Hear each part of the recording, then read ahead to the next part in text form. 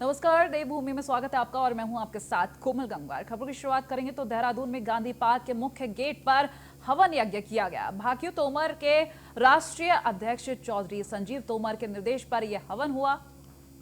कार्यक्रम में दिवंगत आंदोलनकारी किसानों को श्रद्धांजलि भी दी गई है। तो हवन यज्ञ के दौरान केंद्र सरकार से मांग की गई है, तीनों काले कानूनों को वापस लिया जाए, भाकियू तोमर का कहना। तो किसानों ने सीएम त्रिवेंद्र सिंह रावत के स्वास्थ्य के लिए भी भगवान से प्रार्थना की है। सीएम के जल्द स्वस्थ होकर घर वापस आने की इस दौरान प्रार्थना की गई। वहीं किसानों ने केंद्र सरकार को शुद्धि बुद्धि देने की भी प्रार्थना की है। तो ये यज्ञ किया गया है जहां पर कई तरीके की प्रार्थनाएं की गई। साथ ही साथ सीएम त्रिवेंद्र सिंह रावत के अच्छे स्वास्थ्य के लिए भी प्रार्थना की गई और कार्यक्रम में दिवंगत आंदोलनकारी किसानों के लिए भी श्रद्धांजलि यहां पर दी गई है। और साथ ही साथ ये भी कहा गया है कि काले कानून को वापस ले लिया जाए। तो हवन यज्ञ के दौरान केंद्र सरकार से ये मांग की गई। फहीम तना इस वक्त हमारे साथ जुड़ चुके हैं। फहीम, जिस तरीके से ये हवन यज्ञ किया गया है, कई तरीके की मांग सामने आई, कानून को वापस लेने की मांग भी की है और सीएम के अच्छे स्वास्थ्य के लिए भी भगवान से प्रार्थना की। तो आगे क्या कुछ सामने आया? देखिए, जिस तरीके से कृषि कानूनों को लेकर के किसान यूनियन किसान आंदोलन कर रहे हैं, उसी का ये हिस्सा है और अलग अलग हिस्सों में अलग अलग तरीके से आंदोलन सामने आ रहा है। ये हवन यज्ञ किया गया है, इसमें मुख्यमंत्री त्रिवेंद्र सिंह रावत की स्वास्थ्य की कामना की गई है, जल्दी ठीक होकर के घर आए। और साथ साथ उन्होंने भगवान से ये भी प्रार्थना और कामना की है कि कृषि कानूनों को वापस लिया जाए। एक तरीके से बुद्धि शुद्धि का इसको नाम दिया है कि भाई सरकार केंद्र सरकार को ये समझ आए और कृषि कानून को लेकर के जो मांग है किसानों की, वो मांगे मान ली जाए, कानून वापस ले लिए जाए। जी चलिए, बहुत शुक्रिया, बने रहिए आप हमारे साथ। ये खबर हम आपको बता रहे हैं देहरादून से, जहां सीएम के अच्छे स्वास्थ्य के लिए भी इस हवन यज्ञ में प्रार्थना की गई है। किसानों ने केंद्र सरकार से मांग की है कि तीनों काले कानून वापस लिए जाएं।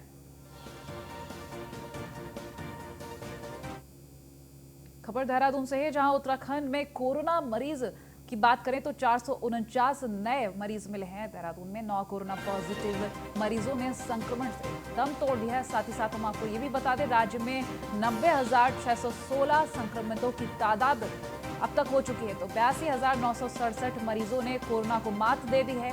राज्य में कोरोना के 4,963 एक्टिव केस हैं। तो राज्य में अब तक 1,504 लोगों ने कोरोना की वजह से दम भी तोड़ा है।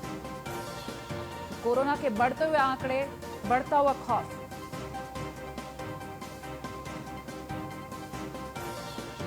देहरादून से ये खबर हम आपको बता रहे हैं, जहां कोरोना मरीजों की संख्या लगातार बढ़ती हुई नजर आ रही है। तो उत्तराखंड में जिलेवार कोरोना के मामले हम आपको बताएंगे जीएफएक्स के जरिए। देहरादून में 157, पिथौरागढ़ में 38, उधम सिंह नगर में 22, अल्मोड़ा में 17, उत्तरकाशी में 14, चमोली में 11, चंपावत में 11, बागेश्वर में 11, पौड़ी में 9, रुद्रप्रयाग में 9, टिहरी में मिले कुल 8 केस। देहरादून में 157, नैनीताल में 108, हरिद्वार में 38, पिथौरागढ़ में 38, उधम सिंह नगर में 22, अल्मोड़ा में 17, उत्तरकाशी में 14, चमोली में 11, चंपावत में 11, बागेश्वर में 8, टिहरी में कुल नए केस 8 मिले हैं। ये आंकड़ा हम आपको बता रहे हैं। फहीम तना इस वक्त हमारे साथ जुड़े हुए हैं। फहीम, जिस तरीके से आंकड़े लगातार बढ़ते जा रहे हैं, क्या कर रहा है प्रशासन, क्या कर रही है सरकार? देखिए, अगर हम कोरोना के आंकड़ों को देखते हैं तो अब ये इस तरीके की तस्वीर सामने आ रही है कि अगर हम एक महीने पहले की अगर हम बात करें तो प्रदेश में जो कोरोना के केसेस थे वो 150 पौने 200 तक की स्थिति आ गई थी, यानी कम नीचे आ रहे थे। लेकिन उसके बाद में फिर जब आवागमन बहुत तेजी के साथ खुला और लोगों ने आने जाने में बहुत तीव्रता दिखाई, एक सार्वजनिक तौर पर कार्यक्रम भी होने लगे, तो अब ये लगातार बढ़ा है। और अब जिस तरीके से हम देख रहे हैं 450, 500, 600 तक इसकी संख्या रोज की पहुंच रही है कोरोना पॉजिटिव केसेस की। तो ये इसमें इस तरह से कह सकते हैं कि सरकार जो प्रयास कर रही है, कैंपेन चल रहा है कोरोना से बचाव के, तो कहीं ना कहीं इसमें चीज देखने को भी आ रही है कि लोग उसको लापरवाही से लेने लगे हैं। और लापरवाही का ये एक नतीजा हो सकता है कि ये केसेस बढ़ रहे हैं। वही में ऐसे में हालांकि अगर हम नए स्ट्रेन को लेकर बात करें, चूंकि पुराना ही कोरोना जो है काफी ज्यादा हावी रहा है, नए स्ट्रेन को लेकर अगर बात करें तो क्या कोशिशें की जा रही हैं? ये जो नया स्ट्रेन है, जैसा अभी हमने देखा है कि 2 दिन पहले जो ब्रिटेन से आए लोग थे, उनको डिटेक्ट उनको उनको उनको फाइंड आउट करके उनका जो सैंपल लिए गए थे, तो उसमें से जो पॉजिटिव आए हैं, 7 केसेस थे ऐसे जो पॉजिटिव आए हैं, और उनका सैंपल भेजा गया है पुणे NIV लैब में, क्योंकि यहाँ उत्तराखंड में वो नए स्ट्रेन को जांचने के लिए व्यवस्था नहीं है।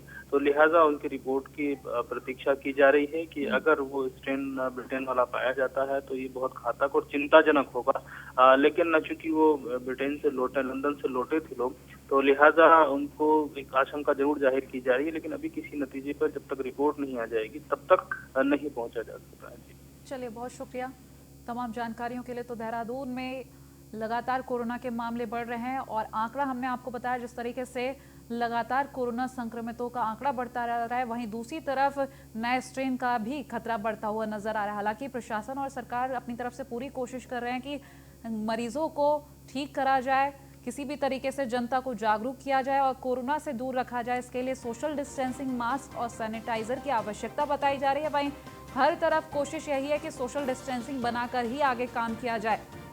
ऐसे में कई ऐसे कार्यक्रम होंगे जिनमें सोशल डिस्टेंसिंग रखना जरूरी होगा। उत्तराखंड के वन मंत्री हरक सिंह रावत ने कॉर्बेट नेशनल पार्क में पाखरों से टाइगर सफारी चलाने की अनुमति को लेकर कांग्रेस ने विरोध करना शुरू कर दिया है, जिसमें कांग्रेस के पूर्व कैबिनेट मंत्री सुरेंद्र सिंह नेगी ने आज पत्रकारों से रूबरू होते हुए वन मंत्री हरक सिंह रावत की तरफ से किए जा रहे कार्यों का विकास विरोधी बताया है, जिसमें खासकर पूर्व मंत्री सुरेंद्र नेगी ने टाइगर सफारी के पाखरों से होने वाले संचालन को गलत ठहराया, जिसका कोट द्वार को कोई फायदा नहीं होगा। इस दौरान पूर्व मंत्री ने कहा कि टाइगर सफारी का संचालन कोटड़ी ढंग स्नेह से किया जाए, जिससे बेरोजगार युवाओं की आर्थिकी बढ़े।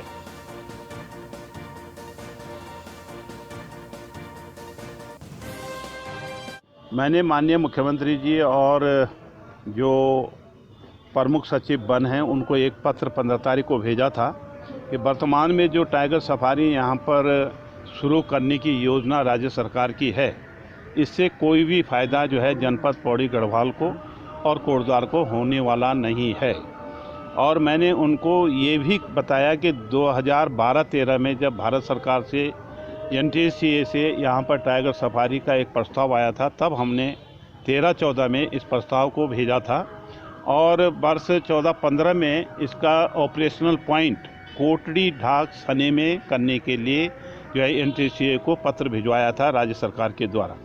NTSA ने उस पत्र के आधार पर यहाँ पर जो वन्य जीव प्रतिपालक थे मुख्य, उनको यहाँ पर भिजवाया और उन्होंने 3-4 बार यहाँ पे सर्वे पाया और उसको NTSA को भेजा गया, जो उन्होंने उसको उपयुक्त पाया।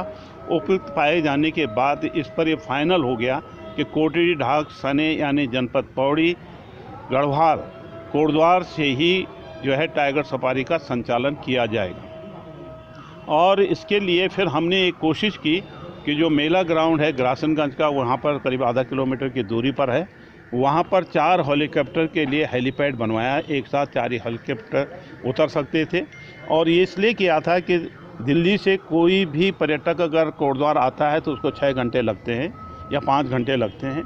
ये 50 मिनट में यहाँ पहुँचेंगे, यहीं पे मेला ग्राउंड में उतरेंगे ग्रासन में और यहाँ से टाइगर सफारी करते हुए लुत्फ लेते हुए वापस लौट आएंगे। हमने ये भी सलाह दी कि राज्य सरकार की ये जिम्मेदारी होगी कि वो डिमार्केशन कहाँ कहाँ करेगा, यानी कि पूरा का पूरा जो कार्य क्षेत्र है वो राज्य सरकार का है कि टाइगर सफारी किन किन स्थानों पर होकर गुजरेगी, ये राज्य सरकार को तय करना है। मैंने उनसे ये भी कहा है कि जो वर्तमान में कोटद्वार से लेकर कालागढ़ रामनगर मोटर मार्ग है, ये किसी भी रूप में बाधित नहीं होना चाहिए। और मैंने उनको सुझाव दिया कि पाखरों से 1 किलोमीटर या 1 किलोमीटर दूरी पूर्व की ओर इसका डिमार्केशन होना चाहिए। खबर लालकुआं से जहां लापरवाही पर बरसे विधायक नवीन दुमका। काम में लापरवाही पर विधायक ने अधिकारियों की क्लास ली है। बता दें, विधायक नवीन दुमका ने अधिकारियों को दिशा निर्देश दिए हैं। क्षेत्र की हर समस्या निपटाने के ये निर्देश दिए गए। गरीब लोगों में मुख्यमंत्री राहत कोष के चेक भी बांटे गए।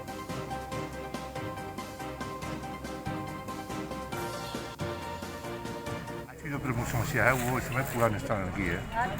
बहुत सारे प्रयास हो रहे हैं, बहुत सारा ज़मीनें देखी गई हैं, लेकिन चाहे वन विभाग की ज़मीन है चाहे राजस्व में सरकारी ज़मीन है उसमें कब्जा हुआ है, दोनों समस्याएं एकदम से तत्काल हल होने वाली नहीं है। लेकिन प्रयास अलग अलग विकल्प ढूंढे जा रहे हैं। आज भी कुछ विकल्पों पर चर्चा हुई। अभी मेयर साहब से हल्द्वानी से डॉक्टर रोतेलाई से बातचीत हुई है। तो कूड़ा निस्तारण एक प्रमुख समस्या है जो मानवीय समस्या है। दूसरा चेक वितरण सरकार समय समय पर मदद करती रहती है। कोरोना पीरियड से पहले ज़्यादा मदद करते थे, अब थोड़ा कम कर रहे हैं। अभी लगभग 150 लोगों के चेक आए हुए हैं, जिनमें से कुछ यहाँ पर बांट दिए हैं, बाकी तहसील से अपनी सुविधा अनुसार आकर के ले लें। खबरों में आगे बढ़ेंगे तो पौड़ी में डीआईजी गढ़वाल नीरू गर्ग डीआईजी पद पर तैनाती के बाद पहली बार मंडल मुख्यालय में पहुंची। यहां पत्रकारों से वार्ता के दौरान डीआईजी ने कहा कि कोट द्वार लूट प्रकरण पर अब तक हुए कार्य की उन्होंने समीक्षा की है। सीओ कोट द्वार को प्रकरण की जांच का नेतृत्व कर जल्द पर्दाफाश के निर्देश दिए गए हैं। उन्होंने कहा कि पुलिसकर्मियों के कल्याण के लिए कार्य किया जा रहा है। पुलिसकर्मियों से व्यवहार में सकारात्मक सुधार लाने के निर्देश भी दिए गए हैं। थाने पर मुकदमा पंजीकृत थे और जो ये अभियुक्तगण है ये राहुल और सुशील जो है मूल रूप से तो दरभंगा ये बिहार के रहने वाले हैं, पर ये हाल में केशवपुरी बस्ती में निवास कर रहे हैं। लगातार चोरी वाली बात आई तो श्रीमान वरिष्ठ पुलिस अधीक्षक महोदय के दिशा निर्देशानुसार और एसपी देहात और सीओ साहब के निर्देशन में, कोतवाल साहब के निर्देशन में टीम गठित की गई तथा टीम द्वारा कल दिनांक 29/12/2020 को ये चेकिंग के दौरान पुराना टोल टैक्स के पास दोनों अभियुक्तों को मोटरसाइकिल सहित गिरफ्तार किया गया। फिर इनसे जब सख्ती से पूछताछ की गई तो इनके द्वारा और 2 और मोटरसाइकिल चोरी करना बताया गया, जिन्हें पुराना ये लच्छीवाला पुल है, लच्छीवाला पुल के नीचे से बरामद किया गया। दोनों अभियुक्तों के ऊपर विधि विरुद्ध कार्रवाई की गई और उन्हें जेल भेज दिया गया। वही रुड़की सिविल लाइन कोतवाली पहुंचे हरिद्वार के एसएसपी सेंथिल अबुदाई कृष्णराज एस ने सिविल लाइंस कोतवाली का वार्षिक निरीक्षण किया। इस दौरान एसएसपी ने कोतवाली में रखे सभी सरकारी संपत्ति के बारे में बारीकी से जानकारी भी ली। वहीं एसएसपी ने कोतवाली की सरकारी और संपत्ति और ऑफिस अभिलेख को दुरुस्त रखने के भी निर्देश दिए। एसएसपी हरिद्वार के वार्षिक निरीक्षण को काफी महत्वपूर्ण माना जा रहा था, जिसके लिए एसपी देहात सीओ रुड़की के अलावा तमाम पुलिस अधिकारी सुबह से ही कोतवाली में मौजूद रहे। वहीं एसएसपी ने कोतवाली में रखे हथियारों का भी निरीक्षण किया और कोतवाली में खड़े लावारिस वाहनों की तुरंत सूची बनाकर निस्तारण करने के भी निर्देश दिए।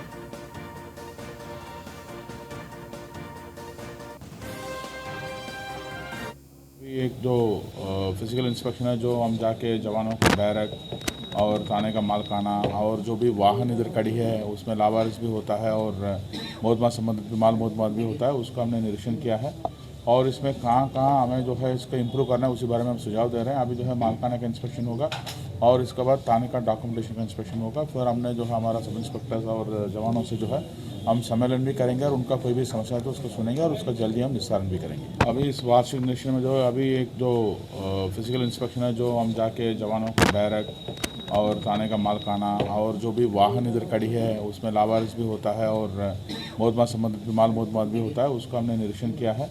और इसमें कहाँ हमें जो है इसका इम्प्रूव करना है उसी बारे में हम सुझाव दे रहे हैं। अभी जो है मालकाना लालकुआं मानव सेवा समिति के लोगों ने तहसील लालकुआं में एसडीएम ऋचा सिंह को हाट बाजार लगाने को लेकर ज्ञापन सौंपा है। इस दौरान लोगों ने कहा कि कोरोना काल में कई गरीब सब्जी वाले और फल वाले काफी परेशान रहते हैं, जिनको अभी तक बाजार लगाने की अनुमति जिला प्रशासन की तरफ से नहीं दी गई। इसी के मद्देनजर उनका कामकाज सब चौपट हो गया है और अब सब्जी विक्रेता अपने परिवार का पालन पोषण कैसे करेगा। इनकी आजीविका का एकमात्र साधन है जो अभी तक कोरोना वायरस की भेंट चढ़ा हुआ है।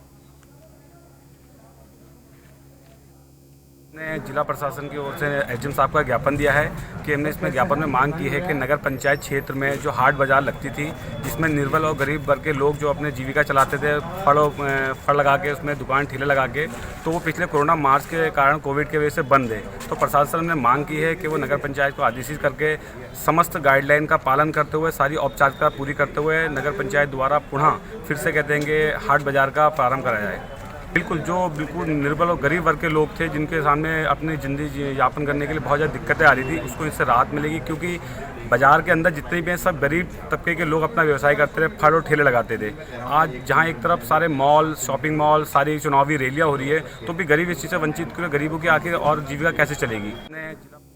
खबर हरिद्वार से, जहां थाना सिडकुल क्षेत्र में कंपनी प्रबंधक की गुंडागर्दी सामने आई। प्रदर्शनरत कर्मचारियों से कंपनी प्रबंधक ने हाथापाई की है।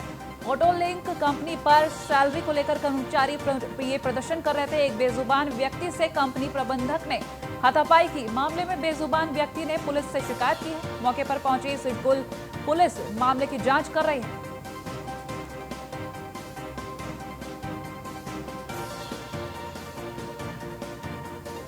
प्रदर्शनरत कर्मचारियों से कंपनी के प्रबंधक ने हाथापाई की है।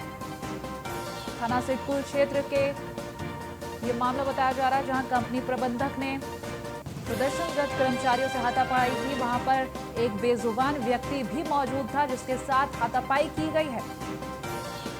बताते ऑटो लिंक कंपनी पर सैलरी न देने को लेकर कर्मचारी प्रदर्शन कर रहे थे। सुमित सैनी अधिक जानकारी के साथ हमारे साथ जुड़ चुके हैं। सुमित, ये प्रदर्शन चल रहा था और हाथापाई की गई, क्या कार्रवाई की गई इनके ऊपर? जो लेकर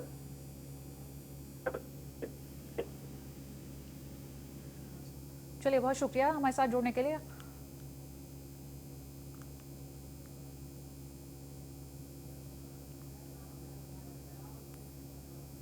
मसूरी के एम्प्टी रोड पर इंदिरा कॉलोनी के पास सर्दी के कारण सड़क पर जंप वाले में फिसलकर 2 कार अनियंत्रित होकर एक सड़क से दूसरी सड़क पर जा गिरी, जिसमें सवार 5 लोग घायल हो गए, जिनको स्थानीय लोगों की मदद से मसूरी सिविल अस्पताल ले जाया गया। वहीं कारें भी क्षतिग्रस्त हो गई। बताया जा रहा है कि सुबह के समय दोनों कार मसूरी से कैंपटी फॉल की ओर जा रही थी। मसूरी कैंपटी फॉल रोड पर इंदिरा कॉलोनी के पास सड़क पर पड़े पाले में फिसल गई। वहीं पुलिस को फिसलने वाली जगह पर पुलिस बल तैनात करने के निर्देश भी दिए गए हैं।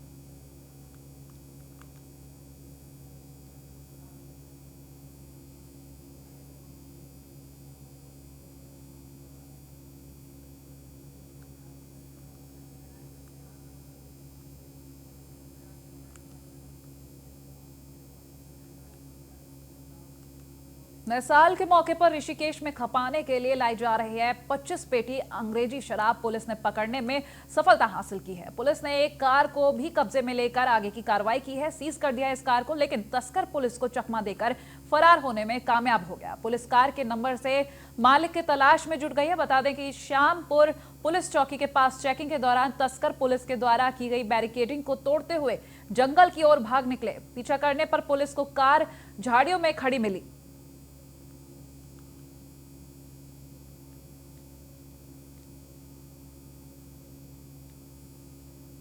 के निर्देशन में अवैध शराब की धरपकड़ की जा रही थी। इसी क्रम में कल शाम प्रभारी निरीक्षक महोदय के नेतृत्व में एक टीम का गठन किया गया था और श्यामपुर क्षेत्र में चेकिंग की जा रही थी। जब चेकिंग के दौरान जब पुलिस को एक वाहन दिखाई दिया, होंडा सिटी कार पुलिस के बैरिकेड को तोड़कर भाग गई। कार का पीछा किया, तब तक कार का चालक कार को छोड़कर भाग चुका था।